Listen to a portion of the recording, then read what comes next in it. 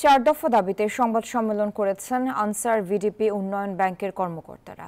তাদের দাবিগুলোর মধ্যে রয়েছে পদোন্নতি কমিটি পুনর্গঠন এবং যোগ্য ও জ্যেষ্ঠ কর্মকর্তাদের পদোন্নতি।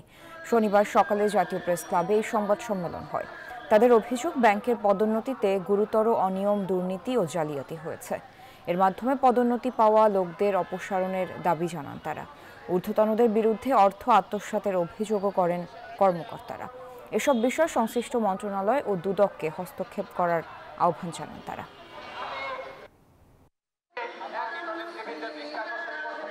আমাদের এই পদোন্নতি যে কমিটি করছে, এই কমিটিটা একটা অবৈধ কমিটি।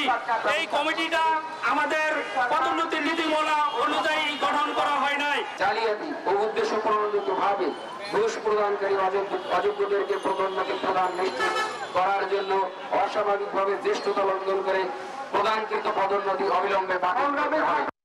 বান্ডেল থাকলে প্রতি সেনমানিতে টাকা বাঁচবে। বিকাশ সেনমানি বান্ডেল কিনে জিতুন প্রতি লেনদেনে।